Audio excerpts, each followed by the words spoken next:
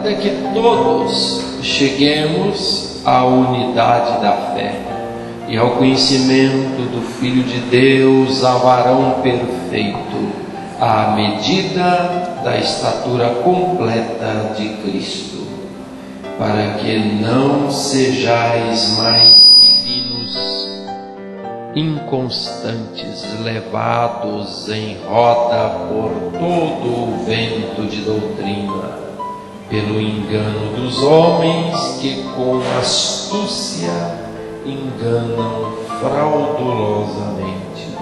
Antes, seguindo a verdade em caridade, cresçamos em tudo naquele que é a cabeça, Cristo. Meu querido Senhor, glórias ao teu nome, exaltado sejas. Te sou grato, Papai, pela tua presença, porque o Senhor preenche todo o espaço deste lugar e também as nossas entranhas, toda a dimensão do nosso ser saturados pela tua presença, uma companhia gostosa, agradável, deliciosa, que nos faz entrar em êxtase e muitas vezes nos leva a patamares de grandes surpresas. Obrigado, querido Deus, porque o Senhor é tão bom para conosco. O Senhor sabe que nós te amamos, porque está escrito no nosso coração e no nosso viver. Te louvamos agradecidos, porque o Senhor plantou em nós a semente do amor, e é por isso que nós aprendemos a amar ao Senhor assim. Obrigado, Papai querido, no precioso nome do teu amado Filho, nosso queridíssimo Senhor e Salvador, Jesus Cristo. Amém e glórias a Deus. Podeis assentar.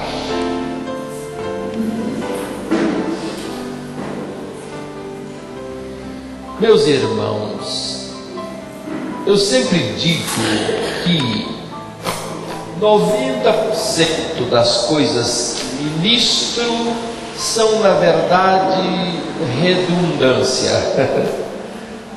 porque é tudo tão óbvio, mas é bom falar o óbvio. E o que eu vou prosear com os irmãos aqui hoje está nessa dimensão das coisas óbvias, e é que cada cristão tem que buscar a sua própria maturidade. Todo indivíduo que vem ao Senhor Jesus e começa a fazer parte do corpo de Cristo precisa buscar a sua maturidade. E a maturidade, ela pode ser compreendida em dois esteios gerais. A maturidade enquanto cristão e a maturidade enquanto ser humano. Porque estas duas coisas se diferem entre si, porque uma aponta para Deus que nos criou, imagem e semelhança sua. Então, crescer na nossa humanidade é crescer rumo, em direção ao que Deus pensou quando criou o homem. Então, crescer como ser humano, crescer em direção a Deus, ou na dimensão do projeto de Deus, e Deus criou o homem. mas tem também o crescimento da nossa segunda feitura. Porque primeiro nós fomos feitos à imagem e semelhança de Deus, o Criador. Depois, o Senhor Jesus nos tomou como matéria-prima desprezível no mundo que nós éramos, e dessa matéria-prima criou a nova criatura. Essa nova criatura criada em Cristo Jesus é o cristão. E o cristão precisa crescer também rumo à estatura de Jesus Cristo, o Criador da nova criatura. Então, cada cristão tem que buscar a sua própria maturidade enquanto cristão e enquanto ser humano.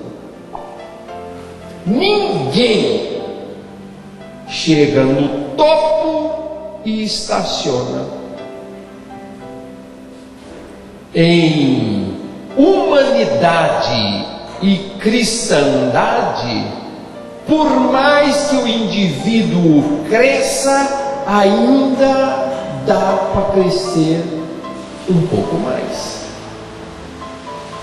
Eu poderia entrar no viés de que quanto mais cresce, na verdade o crescimento propicia crescimento, mas eu não vou entrar por este caminho, porque essa é uma argumentação que por si só vai muito longe. E eu quero ir por outro viés, e quero ser também nesse viés que Deus pôs no coração para a nossa prosa, ser mais objetivo. O fato é que ninguém pode esperar por ninguém na questão do crescimento. Ninguém tem que ficar esperando estímulo de outros. Ninguém tem que ficar esperando que alguém lhe estenda a mão, lhe socorra ou lhe dê uma mãozinha. Cada indivíduo precisa seguir o seu próprio pulso intermitente das suas próprias entranhas, que traz em si a imagem e semelhança do Criador, e traz também nas profundezas do seu ser o Espírito Santo que em nós habita. E isso é o pulso, dá o pulso da nossa existencialidade enquanto ser humano e enquanto cristão. E o cristão deve ouvir este pulso, perceber esse pulso, a intermitência desse pulso e segui-la. Não tem que esperar por ninguém. Olhe para dentro de si, ouvir o seu íntimo e buscar o seu próprio crescimento. Se mover pelo Espírito que está em cada indivíduo. É para lá que as pessoas têm que olhar.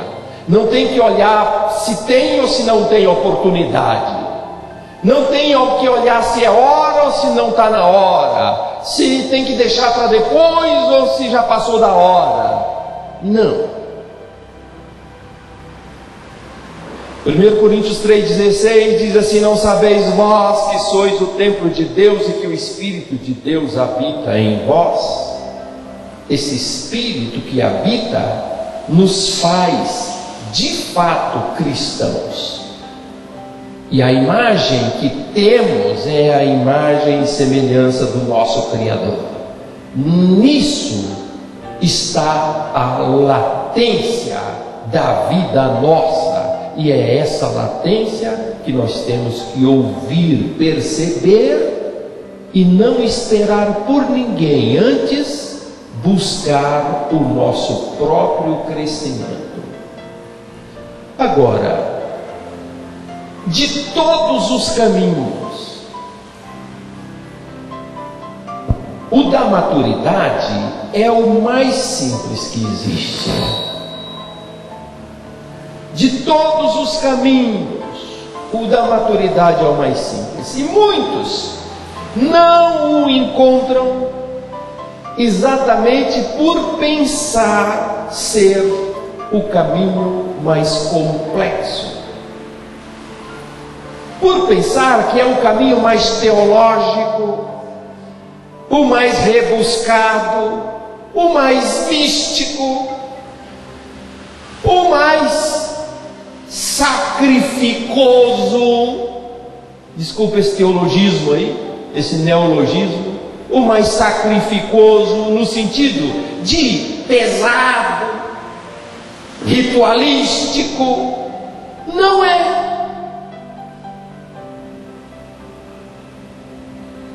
O caminho da maturidade, da vida efetivamente boa, gostosa, que alguém escreve e depois de escrevê-la tem a convicção de que viveu uma boa vida, que valeu a pena, uma vida de sabedoria, uma vida que foi crescendo em maturidade. Essa é a vida em singeleza.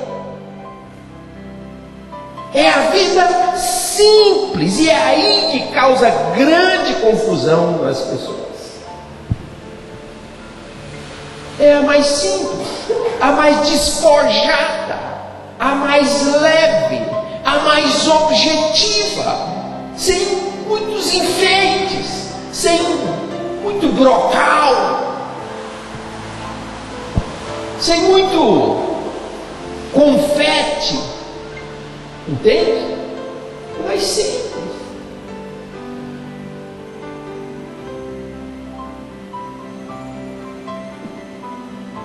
Atos dos Apóstolos, capítulo 2, 46, nos fala de uma comunidade que vivia em amor, vivia em compaixão. Olha, tudo coisa simples.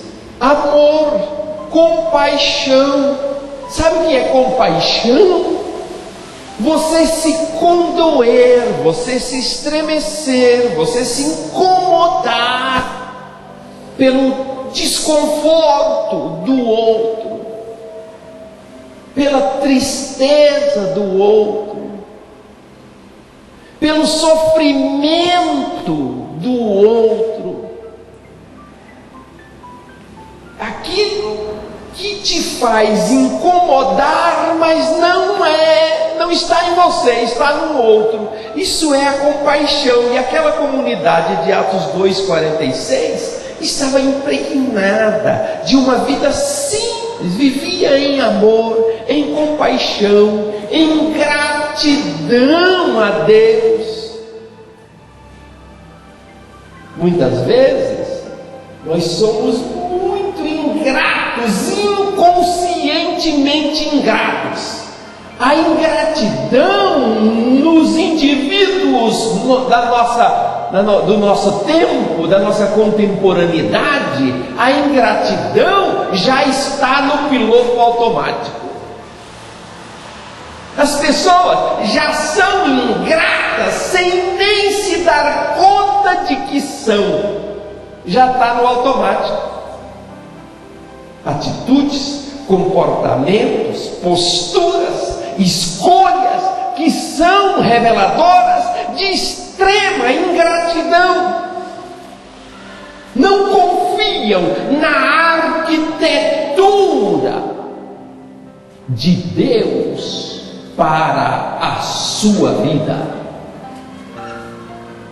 Ora, entrega nas mãos de Deus certas causas, certas questões, mas não relaxa, não descansa, não confia de verdade, não confia na arquitetura de Deus para a sua vida particular. Sabe o que é que isso significa?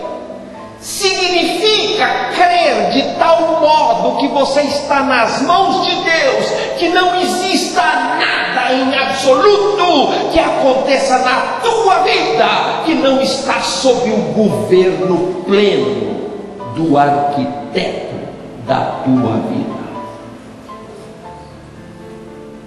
Até aquilo que tem cara de tragédia, que parece que Deus foi pescar e esqueceu de você.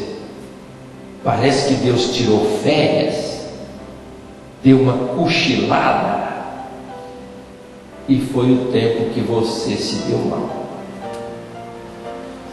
Mas quem vive em gratidão e em confiança plena na arquitetura do arquiteto da tua vida, até aquilo que tem cara de tragédia, ali você acha um viés para entender que Deus não foi pescar.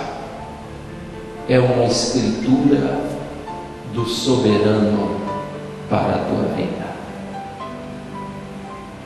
É difícil compreender isso assim? É claro que é difícil, porque a ingratidão está no piloto automático. A gente é ingrato e nem sabe. A gente tem fé, mas é só discurso. A gente confia em Deus, mas é só discurso. Porque se for passar a limpo o que acontece na nossa vida, existe mais coisas detectadas como atitude de quem não crê do que detecção de coisas que apontam para a fé em Deus. Se passar um scanner para analisar o histórico da vida dos cristãos desta contemporaneidade, a maior parte das coisas que se pode detectar vai denunciar a incredulidade. Que é isso? De um povo que diz que confia em Deus, é que parece que o povo não amadureceu o suficiente, não caminha no rumo de um crescimento enquanto cristão e de um crescimento enquanto ser humano. A sua humanidade é tacanha, tímida, e a sua cristandade está muito aquém do que aquilo que o Senhor, que a palavra de Deus chama de cristão. Muito aquém.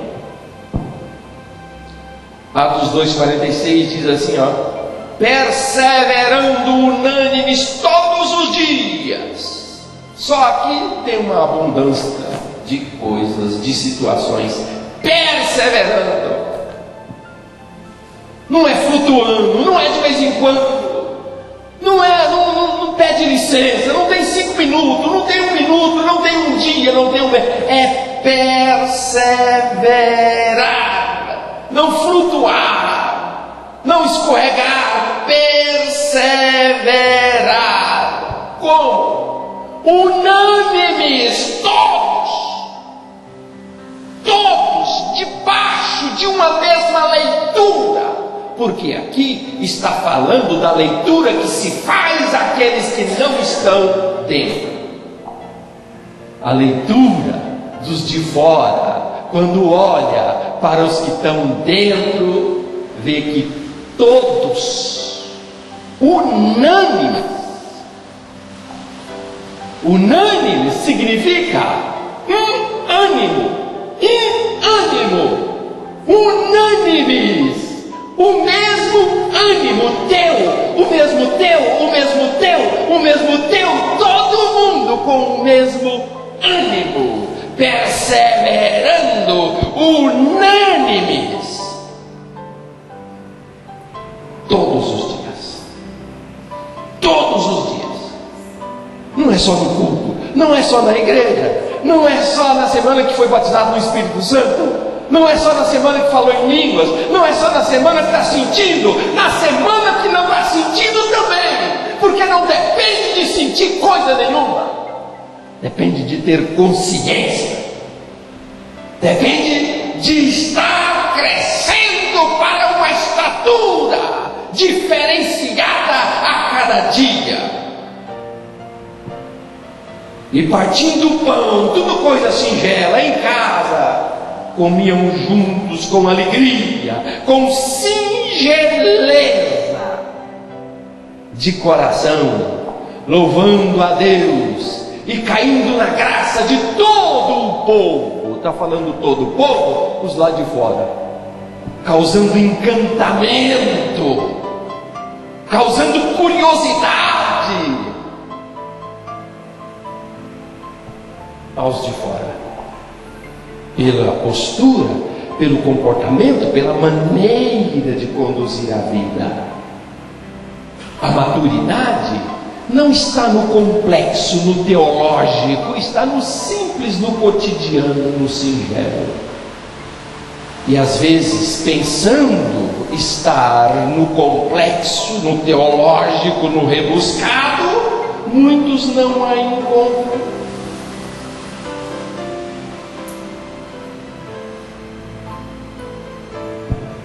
Está dito, conhecido de todos nós, no Salmo 63:3, que a graça é melhor que a vida. Não é isso? Está escrito lá que a graça é melhor que a vida. E quando a gente olha que a graça é melhor que a vida, então parece que a graça é o topo, porque a vida é bom demais. Tem trem bom melhor que a vida? Não tem. Melhor coisa que tem é a vida. Mas a Bíblia diz que a graça é melhor que a vida. Então, se tem alguma coisa melhor do que a vida e ela é a graça, então parece que a graça está no topo. Não é. Não é. Melhor que a graça é crescer na graça.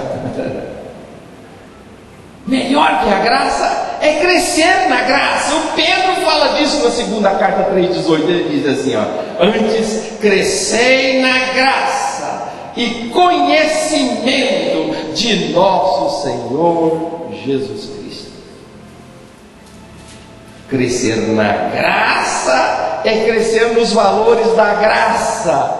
E por que Pedro deixa registrado aqui um complemento, crescer na graça aí, no conhecimento? Por que tem que ser no conhecimento? Não é só na graça? Simples. Porque isso não é um evento espontâneo. No conhecimento não é evento espontâneo. Não vai na escola não para você ver se aprende matemática. Não vá frequentar o banco da escola se você ver se você não aprende as regras gramaticais. Então não é evento espontâneo, é provocado. Crescer na graça e no conhecimento é provocado, é buscado, é desejado, é cultivado, não brota sozinho. Não é produto da inconsciência, é sob consciência, é sob governo. Não é de modo banal, barato, demanda decisão, demanda denodo, dedicação, busca, afinco, desejo.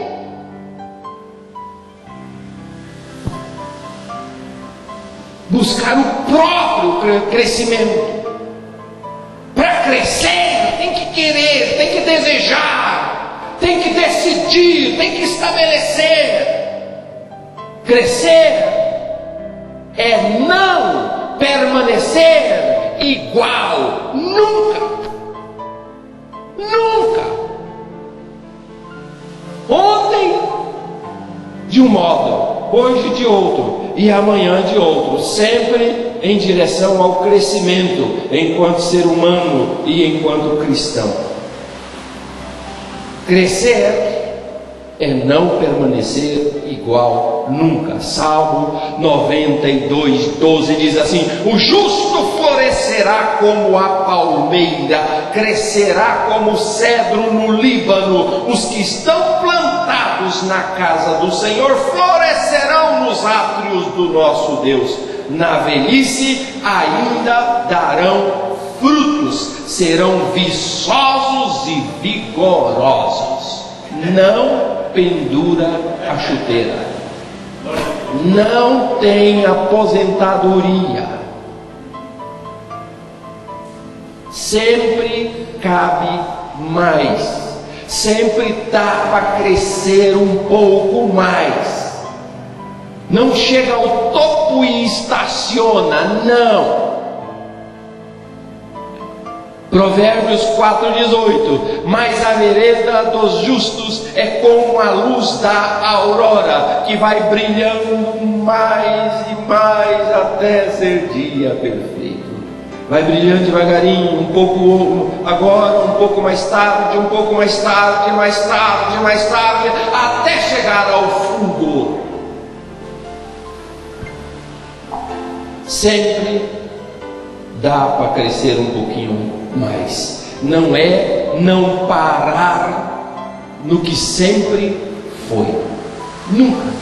Crescer é não parar naquilo que sempre foi. Nunca parar. 2 Coríntios 3:18. Mas todos nós, com o rosto descoberto, refletindo como um espelho a glória do Senhor, somos transformados de glória em glória, na mesma imagem, como pelo Espírito do Senhor. Somos transformados. A forma que muda, transformado, transforma, a forma que muda. Hoje uma forma, amanhã outra forma, de manhã uma forma, à tarde outra forma, de glória em glória. Isso significa que a transformação não é decadente, é de glória em glória, é ascensão, é crescimento. Transformados de glória em glória. Hoje um valor, amanhã outro valor. 2 Coríntios 3:18 aponta para esse crescer, essa transformação. E se nós pararmos ponto por ponto, se deleitando na mensagem do texto, é impossível ficar estacionado. Hoje um valor, amanhã outro valor. Hoje um nível de fé, amanhã outro nível de fé. Em todas as coisas, não é isso que diz o texto introdutório? Cresçamos em tudo. O texto lido, introdutório, o final dele diz: antes cresçamos em tudo. Crescer na fé. A tua fé, o que você acha? É igual à fé de quando você se converteu? Há muitos que decrescem, começam empolgados e depois caem na incredulidade e jogam culpa na rotina, sendo que a rotina é apenas um modo de ver. Há quem ache que a rotina é ruim e joga culpa na rotina para desmanchar casamentos, para parar de vir para a igreja, caiu na rotina. Mas isso é só um modo de ver, porque a rotina é uma bênção. A rotina é uma bênção. Olha para o sol. Que rotina! Todo dia se levanta e vai, segue o caminho e se põe. E amanhã levanta, vai e se põe. Depois de amanhã vai, levanta-se, põe. Olha que rotina. E a primavera, e a sequência, o verão, a primavera, o outono, depois começa tudo de novo, aquela rotina. Tudo depende do modo como você enxerga as coisas. Quem é que aguenta viver de novidade o tempo todo? Novidade, novidade, novidade. O teu cérebro não consegue, você não tem estrutura emocional para isso. É pura filosofia que te dão como isca e você morde e fala, caiu na rotina. Por isso que eu parei de ir para a igreja. Ao invés de dizer assim, que bênção, viu? Lá é tudo assim, tudo já caiu na rotina, é uma bênção, uma maravilha. Não tem nada absurdo, nada de novidade, nada. Já meu cérebro, meu organismo, todo meu ser já assimilou, já casou, já encaixou, já misturou, já amalgamou. Agora está tudo que nem como se o próprio meio fosse eu e eu fosse o meio. Pronto. Uma rotina, uma bênção. É a maneira de enxergar as coisas. Hoje um nível de fé, amanhã outro nível de fé. E isso é que dá o norte da caminhada, da vida. É que dá a identidade para a vida. Romanos 1,17 fala assim: porque nele se descobre a justiça de Deus de fé em fé. Que fé é a tua? Por causa da rotina, tua fé enfraqueceu e você hoje está como? Começou turbinado e hoje está desanimado e tem um monte de testemunhos para contar, para embasar a tua postura de incredulidade, e diz que agora é mais racional, mais prudente, mas no fundo é porque você não quer assumir que você decresceu em fé. Não tem culpado, cada um tem que assumir. Eu sou o responsável pelo meu próprio crescimento. A minha maturidade eu busco. Não preciso viajar às alturas e ir a complexidades profundas e nem ter uma vida de intensas novidades todos os dias. Não preciso. Eu busco no meu meio, no meu contexto, o meu crescimento, eu invisto, eu cultivo a minha maturidade. Hoje, um nível de domínio próprio, amanhã outro nível de domínio próprio. Observe na tua vida quantas coisas precisam crescer. Eu estive observando a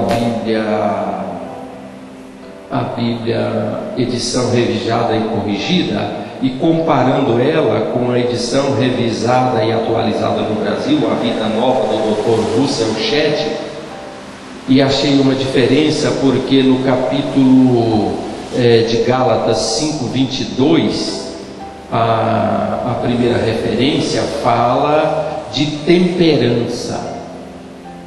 E a segunda, que é a Vida Nova do Dr. Shedd, ela já cai o mesmo finalzinho do texto, já é no versículo seguinte, é o versículo 23, e ele traduz a mesma palavra que foi traduzida para temperança, ele traduz para domínio próprio. A conclusão é que domínio próprio é ter uma vida temperada, que pela experiência adquirida aprendeu a ser prudente. Antes falava pelos cotovelos, agora prefere fechar a boca e aguardar a sua vez. Antes do proponente fechar a boca, você já pulava na roda. Agora fica observando para ver, sentir, perceber, para depois tomar uma atitude. Isso é temperança, isso é domínio próprio, isso é não ser precipitado. Até o Pedro amadureceu. Lembra do Pedro?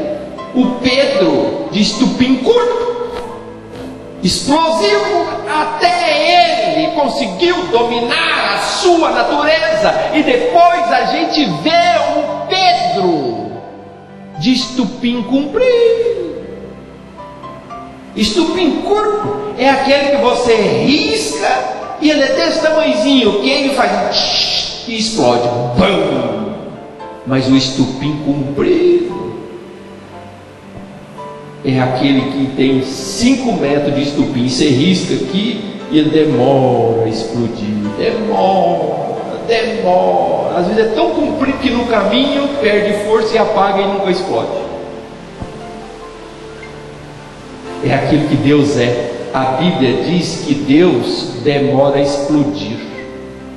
A palavra usada para Deus Ele é longânimo, ânimo longo, demora a explodir. O estupim bem comprido. Às vezes no começo, quando a pessoa se converte, vem cheio de vícios lá do mundo, nanico na estatura cristã, nanico na sua humanidade. Aí vem para Jesus, se converte, ainda continua de estupim curto, primitivo, anda sempre com a mão no gatilho, qualquer coisa puxa o gatilho, pá, pá, pá. Peraí, eu não falei nada, calma. Qualquer coisa leva uma fechada no trânsito, já põe a mão para fora, estica um dedo acima dos outros e mostra para a pessoa. Qualquer coisa ainda solta um palavrão, qualquer coisa ainda desafia, dá carteirada, fala, sabe o que você está falando? Menos. Estupim curto, vamos esticar esse estupim aí, vamos crescer na estatura hominar, vamos crescer na estatura cristã. Até o Pedro era estupim curto. Avalia as cartas do Pedro para você ver como o estupim ficou comprido. Aleluia. Domínio próprio. Ontem um nível de domínio, hoje outro nível de domínio, amanhã outro, e assim vai crescendo. Hoje um nível de consciência, amanhã outro nível de consciência. Consciência, eu me refiro à percepção das coisas, percepção da subjetividade, sentir a textura da hora. Sabe o que é isso? Não é a textura da cadeira, não é a textura da mesa, é a textura da hora. Sentir o cheiro, não do perfume nem da comida, o cheiro do século. Entende isso? Perceber a cor, mas não a cor do vestido. Não a cor da paisagem, a cor desse momento. Nível de consciência. Tem que crescer, tem que evoluir, tem que progredir. Hoje um nível, amanhã outro nível de consciência. Hebreus 5,14 diz assim, o mantimento sólido é para os perfeitos, os quais, em razão do costume, têm os sentidos exercitados para discernir tanto o bem como o mal. Olha que coisa! Está falando do mantimento sólido. Mantimento, às vezes o mantimento sólido está aqui Mas não é só esse o único embornar, o único arcabouço, o único baú das riquezas de manjares, de alimentos sólidos. Deus nos dá graça para comer alimento sólido também, olhando para a natureza que é a cartilha do Senhor, e aprender lições profundas de respeito à natureza, de respeito ao ser humano, de respeito às diferenças, de respeito às etnias, de respeito ao gênero, de respeito às autoridades, de respeito à lua, ao sol, à água, à matéria-prima.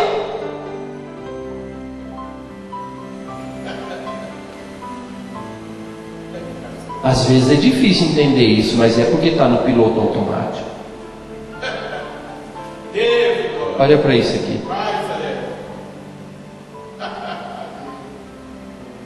Eu fico indignado com um copinho descartável.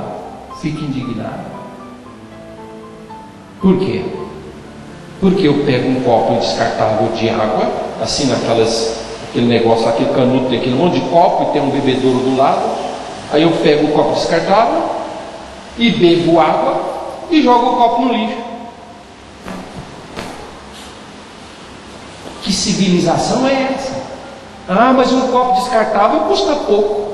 Exatamente, custa pouco em dinheiro, mas para a natureza custa muito caro. Aí a pessoa toma. Eu não tomo água no copo descartável, eu não tomo.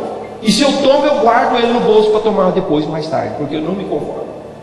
Não me conformo.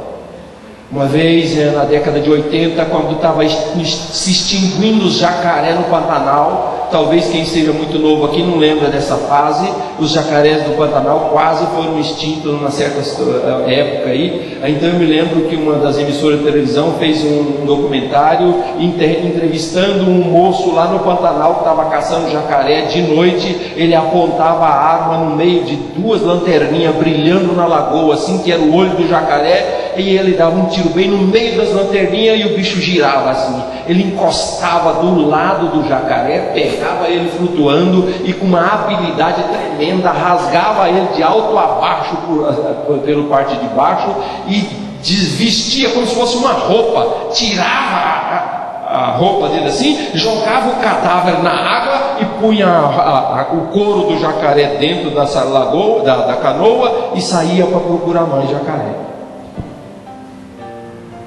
Montanhas de couro de jacaré saíam aqui pelo Paraguai e era dali mandado para o mundo afora, contrabandeado.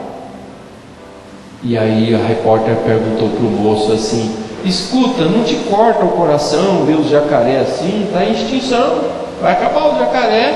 E se acabar o jacaré, como é que você vai fazer? Aí ele deu uma cuspida assim, puxou uma fumaçona, deu uma cuspida na lagoa. Eu disse: ué, se acabar o jacaré, eu vou ter que mudar de profissão, né? Simples assim. Quem está aí para jacaré? Quem está aí para jacaré? Fala sério. O cristão precisa aprender tanto nas escrituras sagradas, personificadas na pessoa de Jesus Cristo, quanto também na cartilha do Senhor, olhando para a natureza e aprendendo a respeitar os seres humanos, o outro igual a você. Olha para ele e aprenda a respeitar. O mantimento sólido é para os perfeitos, lições de vida, lições que a gente aprende na vida. Tem gente que aprende pelo discurso, mas tem gente que só aprende com o nariz quebrado. E às vezes o aprendizado é caro, às vezes é soberbo, arrogante, prepotente, presunçoso, e não aprende, quebra, mas não enverga, quebra, mas não enverga. Parece aquela madeira que tem lá em Goiás. Tem uma madeira em vários lugares, tem, eu sei, estou falando de Goiás porque sou de lá, mas tem uma madeira que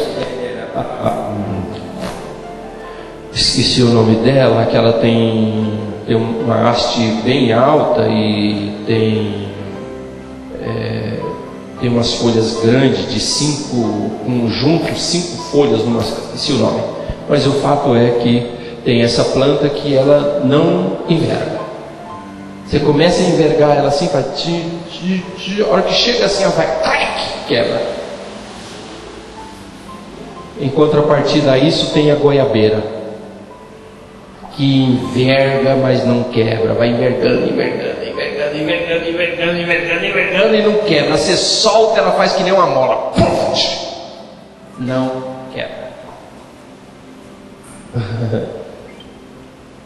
A gente tem que aprender, olhar para a natureza, para a cartilha do Senhor e tirar ensinamentos. Às vezes a gente é arrogante, soberbo, presunçoso, prepotente e não aprende. E às vezes o aprendizado é caro. Às vezes a gente tem que perder um filho com um tiro no meio da cara. Agora eu aprendi. Precisava passar por isso para aprender. Às vezes a gente é demitido, vai pro olho da rua e passa necessidades porque não tem humildade para aprender, para baixar a guarda, para se humilhar. Não aprende. Às vezes o aprendizado custa caro. Alguém fala assim: ó, não mexe com essa serra que ela é perigosa. Não mexe com essa serra que ela é perigosa. Não ouve o discurso, podia aprender só com o discurso. Mas às vezes o aprendizado é caro. Agora eu não mexo mais. É claro, agora você ficou sem a mão, né? Arrancou tua mão, cortou tua mão, agora você aprendeu, né? Não daria para aprender antes de perder a mão? Não atravessa a rua que é perigoso. Não atravessa a rua que é perigoso. Não é perigoso não. Passa na frente dos carros e eles mexem a buzina e você mostra os dedos para eles. Podia aprender, mas é duro. Quebra, mas não enverga. Quebra, mas não enverga. Podia ser um pouquinho mais maleável, aprender as lições. Não, agora eu aprendi, é claro, né? Arrancou tua perna, passou 60 dias no hospital cheio de pino, agora aprendeu, né? Não passo de jeito nenhum, não atravesso na frente dos carros de jeito nenhum. É claro, olha o preço que se pagou.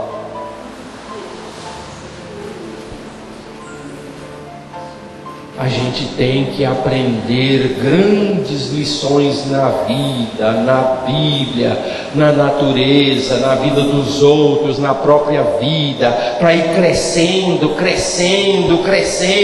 Mantimento sólido é para os perfeitos, os quais, em razão do costume, não é casualidade, não é evento espontâneo, é costume.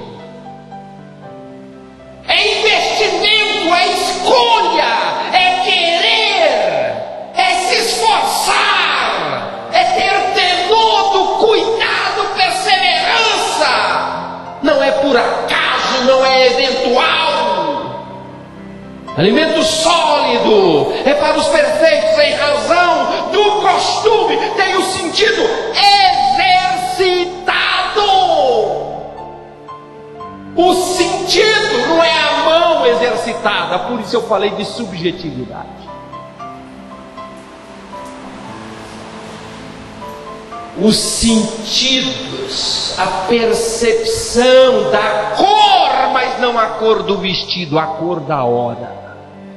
Às vezes dentro da tua casa, qualquer jumento percebe que mais uma palavrinha vai ser a gota d'água que vai entornar o caldo, porque já está tudo tenebroso, mas você não enxerga. Teu nível de consciência, de percepção da subjetividade é tão tacanho que fica cutucando com alfinete. O negócio já está azedo, já está a ponto de explodir, você já fica alfinetando e jogando indireta e falando o que não devia falar, porque não cala a boca, se humilha. É melhor perder do que querer ganhar a qualquer custo e entornar tudo. Precisa crescer para perceber a hora de falar, a hora de calar, a hora de se impor, a hora de baixar guarda, a hora de cantar de galo e a hora de cacarejar que nem galinha.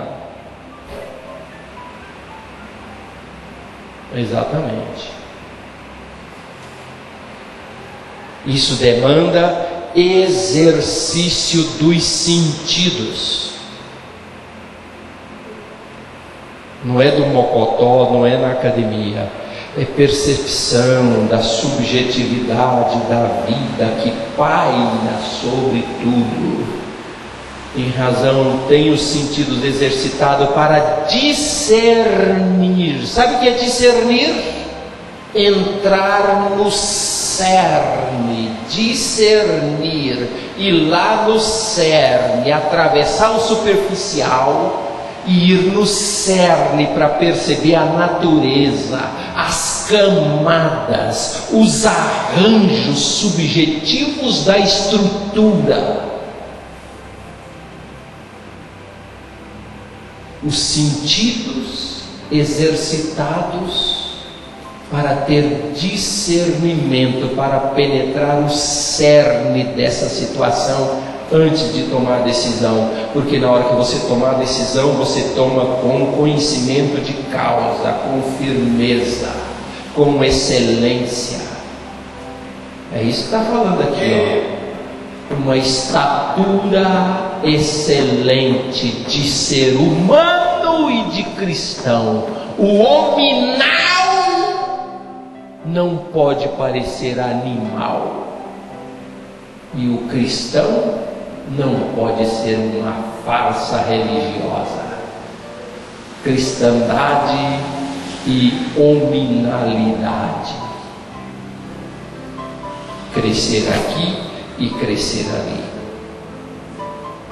1 Coríntios 13:11. Quando eu era menino, falava como menino, sentia como menino, discorria como menino, mas logo que cheguei a ser homem, acabei com as coisas de menino.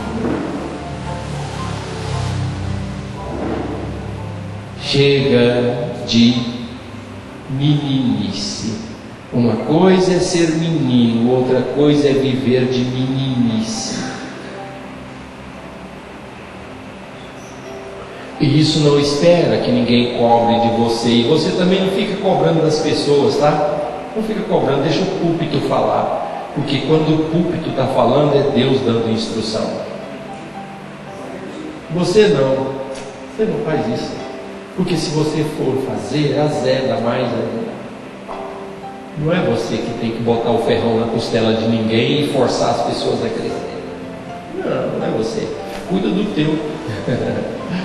Cuida do teu, invista no teu, e o teu crescendo, a tua estatura, a tua hominalidade e a tua cristandade se fará notável, notória àqueles que são do teu contexto de vida, e eles por si só desejarão ser que nem você, por observar o teu crescimento.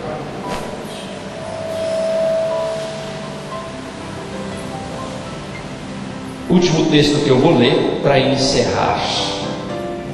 Hoje, um nível de força. Amanhã, outro nível de força. O Salmo 84:5 diz assim: bem-aventurado o homem cuja força está em ti, em cujo coração os caminhos aplanados vão indo de força em força. De força em força. Hoje engatou uma marcha, amanhã já engata uma outra marcha. Não fica no toque, toque, toque, toque, toque, toque, toque, toque, toque, não. Avança, invista. Creia que você tem o dispositivo natural para o crescimento. Mas ter o dispositivo não é candidato a grandes estaturas automáticas. Não, tem que investir, tem que cultivar, tem que buscar. Firmeza? Diga assim, total. Firmeza? Então é nóis. Deus te abençoe em nome de Jesus.